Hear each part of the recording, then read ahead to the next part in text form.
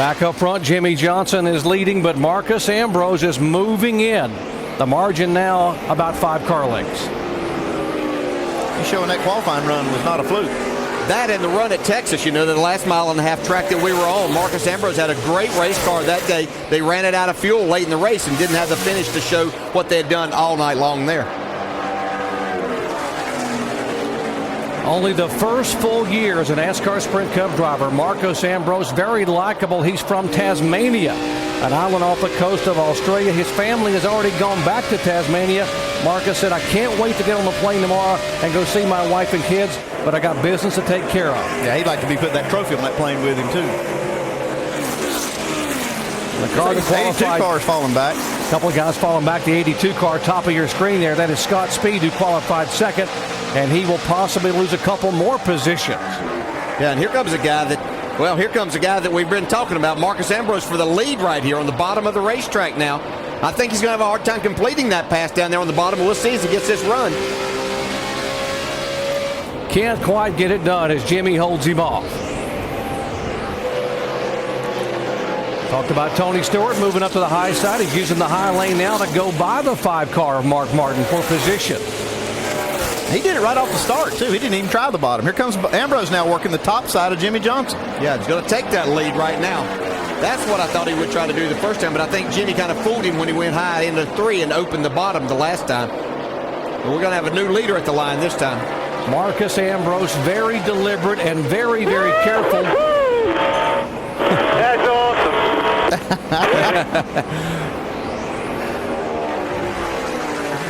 When he passed Jimmie Johnson in Bristol, Tennessee, folks, back in August, he did the same thing. He said, Jimmy who? As he went by.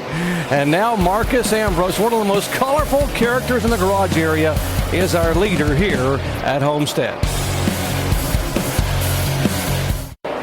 And Marcus Ambrose, who just a moment ago was talking about he thought he might have a tire going down, gets right up against the outside wall. Yeah, he almost hit the wall in 1 and 2. Something wrong. You got a flat tire or something. It's really gone away. Yeah, I'm pretty sure I got a flat right rear. Yeah, I think he does have a problem here. He looks like he's coming in the pits. This will give us our first show. Show you how close he got up here when the car just went right up across the racetrack. He was up there anyway. Did he touch it there? It looks like he may have just barely touched the wall. He is on pit road. Yeah, it goes up, makes the pass on Jimmie Johnson, leads 4 laps, and suddenly the car just snaps sideways. Right rear. So a very tough break for Marcus Ambrose, who qualified 3rd. Shannon. Guys, the team is calling for right sides only. They're going to take a look at that tire, make sure there's no major problems. But Marcus Ambrose, as you heard, reported that he thinks he has a flat tire. We will get a shot at that for you guys as soon as we can. They better hope it wasn't a left rear. And he will lose a lap. There comes Jimmie Johnson by him. The good news is they do have the free pass here under a caution flag. And right now, all the other cars are still on the lead lap. And that's why I would have thought, Andy, maybe about 4 tires. You're going to lose a lap anyway, so why not get the 4 tires on and make sure? And every time in that situation, I'm going to put 4 tires on just for that reason. You just don't know.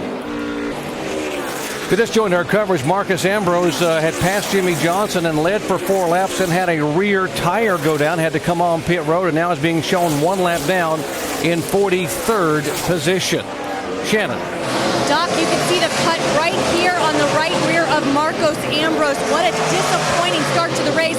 They qualified so well 3rd. They had so many hopes for today. But Dale, maybe you can describe what Ambrose was feeling inside the car based on something that looks like that. Yeah, that might not look very significant, but that's just letting the air out of that tire. And as you try to lean on that right rear tire, then it's getting softer and it's letting the car go down, and the car will just feel like it's going to spin out with you every single time. And the 47 car now back on pit road. Yeah, that thing just laid down all of a sudden, like the motor messed up or something. Don't know what they're working on down there. What is it, Shannon? Well, right now the guys are working on changing the battery. They're looking under the hood. You can see that, just trying to diagnose it. Marcus Ambrose really didn't have a clear-cut explanation. He said one time he thought he was blowing up, and then he said it might be electrical. But they are changing the battery and just taking a look at everything they can right now. Well, that's heartbreaking for that team. They had such a good car. Marcos Ambrose has had troubles since the start of the race, and now he was just facing the wrong way. Didn't hit anything, boys. Come on, Marcos. Like all four corners are still pretty square.